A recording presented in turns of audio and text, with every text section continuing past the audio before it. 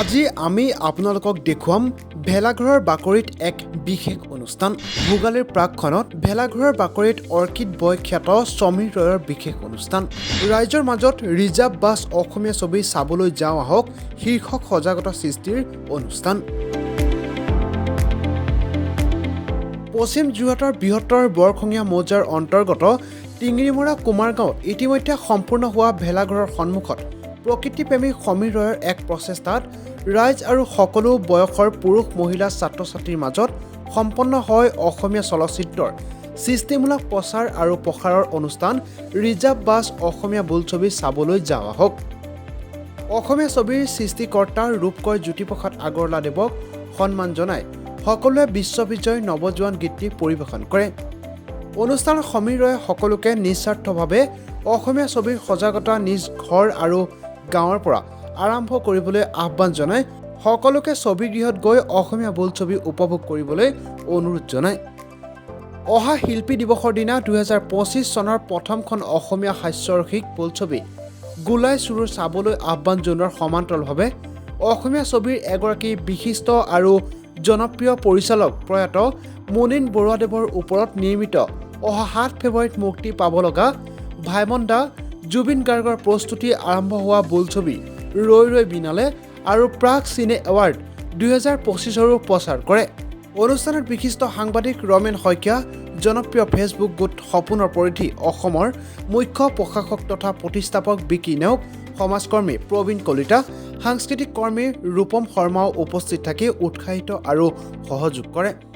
অসমীয়া ছবি উদ্যোগত জয় হওক, জুবিন গাৰ্গৰ জয় হওক, অসমীয়া চলচ্চিত্ৰ উদ্যোগৰ জয় হওক, ৰথী মহাৰথীসকলৰ জয় হওক আদি বিভিন্ন শ্লোগান দিয়ে সকলোৱে একেলগে।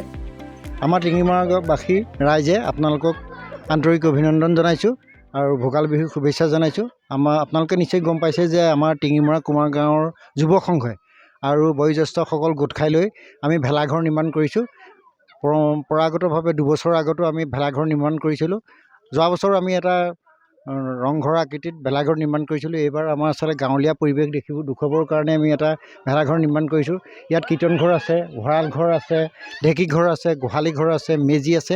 আমি বিভিন্ন ধৰণে এনেকৈ এটা গাঁৱৰ পৰিৱেশ দেখুৱাব বিচাৰিছোঁ। গোহালিত গৰু আছে, মাছ ধৰা সঁজুলি আছে, কুমাৰ শিল্পৰ আমাৰ সঁজুলি আছে। আপোনালোকে নিশ্চয় গম পায় যে টিঙিমৰা কুমাৰ গাঁওখন পৰম্পৰাগতভাৱে আপোনালোকে যে কুমাৰ শিল্পৰ লগত জড়িত। ইয়াত বহু বছৰৰ পৰাই কুমাৰ শিল্পৰ শিল্পীসকল জড়িত আছে।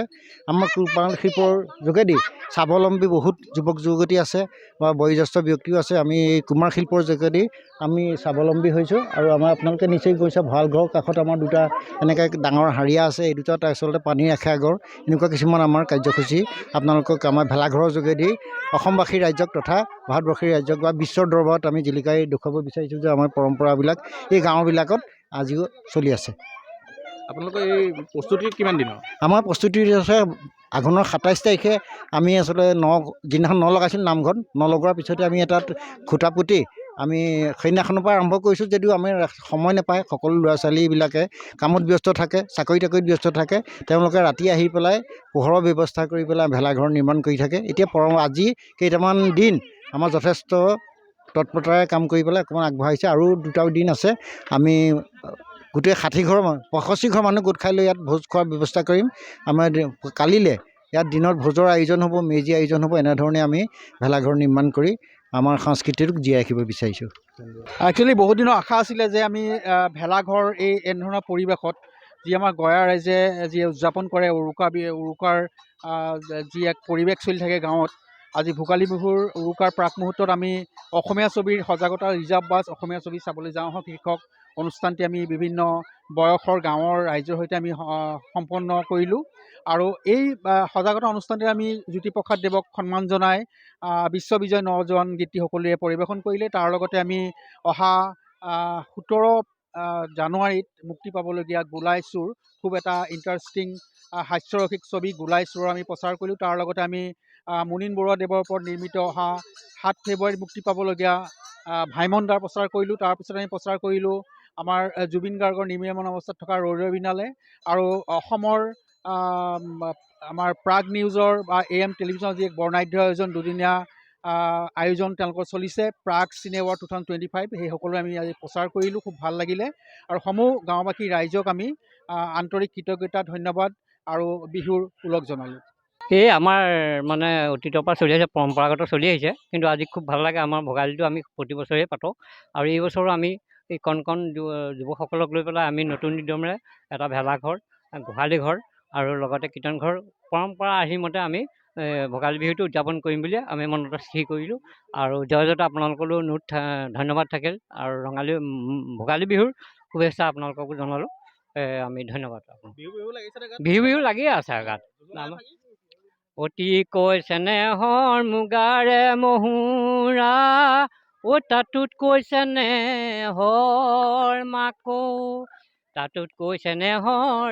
ভোগালী বিহুটিঐ নেপাতি কেনেকৈ থাকো বিহুতে বিহু আমাৰ তিনিটি কাতি বিহু কঙালে মাঘৰ বিহু ভোগালী বহাগৰে বিহুতে কৰোঁ আমি ধেমালি বহাগৰে বিহুতে কৰোঁ আমি ধেমালি এই নাচনি আহা মৰম লাগে তোমালৈ চৰম লাগে ক'বলৈ মৰম লাগে তোমালৈ চৰম লাগে ক'বলৈ সঁচাকৈয়ে আশা কৰোঁ তোমাৰ জীৱন পাবলৈ সঁচাকৈয়ে আশা কৰোঁ তোমাৰ জীৱন পাবলৈ হীৰা ঐ আহিল ৰঙালী তোমাৰ লগত দেহা কৰোঁ ধেমালি হীৰা ঐ ইমান ধুনীয়া